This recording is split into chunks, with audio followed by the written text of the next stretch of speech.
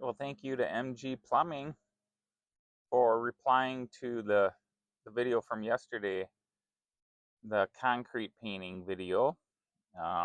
He mentioned, this is Brad with Pro Paint here. Hope you're all having a good one. Um, he mentioned concrete floor painting and if it's necessary to etch the floor. And I have to say, pro tip here, yes, always. I would recommend always for that type, for concrete floor coatings of any kind, you should always etch that concrete.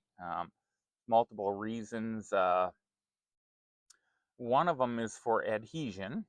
Um, some concrete slabs can be older, and that would be a process and a way for to remove soil and solvents and bad stuff that needs to be removed before a coating can get applied. Um, Also, I'm trying to think. Oh, okay. So if it's a brand new slab, and I would do, I would have to do a little bit more research to make sure we would know when it would even be possible to put a coating on a new slab. It may need 30 days to cure and it may need 60 or 90.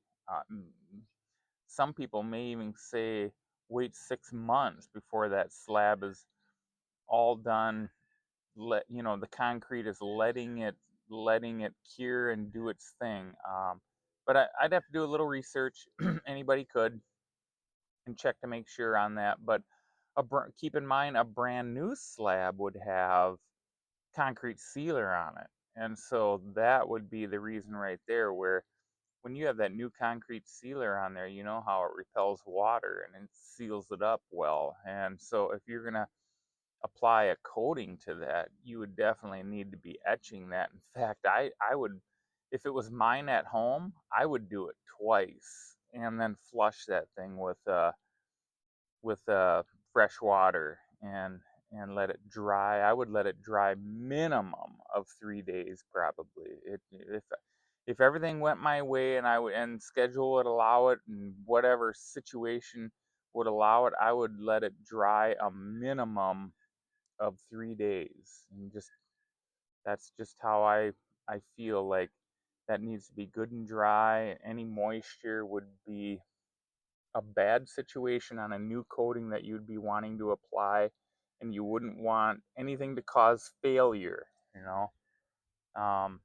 I'm really happy that he brought this up. This is a topic that I hadn't talked about any kind of floor coatings at all. I've done a fair amount of when I worked industrial for a couple of years and I was a youngster. Um, we did in industrial plants and that sort of thing, and factory settings, that kind of thing, for shutdown jobs. We've applied, and we've prepped and applied, epoxy floor coatings and that kind of thing, using Sherwin-Williams products at that time. And epoxy resin is, I think, becoming outdated and antiquated, and these poly something resin coatings like okay, example here, and I've used this one. It almost sounds like a homeowner gimmick, but Rust-Oleum's RockSolid.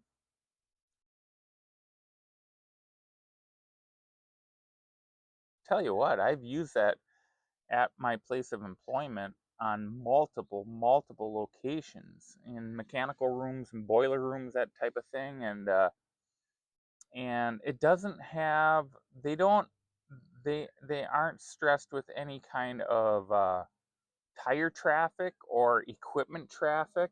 It's mostly just foot traffic, and it's fantastic. But I don't have any way to report performance of, like a garage with a car, hot tire pickup, and all that kind of thing. But that stuff, that product is designed for that, and it's supposed to be able to take that and also have a minimal amount of minimal or maybe even pretty darn good resistance to caustic liquids or solvents, and it has great resistance to solvents and that sort of thing. I think that product does, but I have to say, I've seen it down for multiple years, and that product seems to perform pretty well, and it was pretty decent to work with and apply.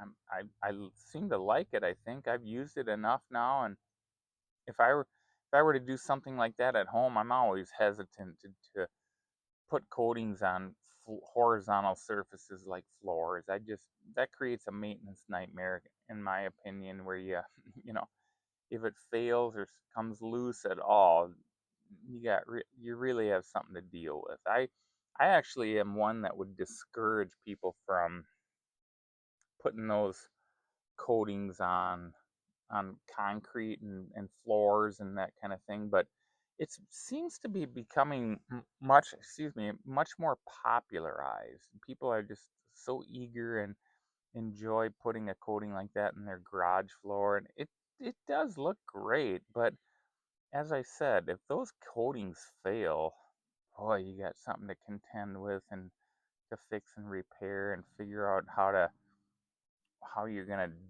make it right. You go through all that trouble and put a heavy couple of layers or a couple of coats of a coating on a concrete floor and have it fail somewhere or all over, and man, oh man, that's a mess. That's a nightmare. And each I always say this too, each slab of concrete is like a different kind of animal. You never know what I've put coatings on stuff that was 50-year-old concrete slabs, 20, 25-year-old stuff, younger stuff like under 5 years, and you just never know what type of substrate that stuff is going to behave like with putting a coating on it. So it's kind of interesting. This video is running a hair long here, so I'm going to let you all go, but I'll show you an example of this rock solid. There's a lot of different coatings that you can choose from and use, but again, thank you for this comment, great recommendation, or great question. Thank you for that, for the content. It's good for the community, and otherwise, I look forward to seeing you all in the next one. Everybody, take care. Keep her tight.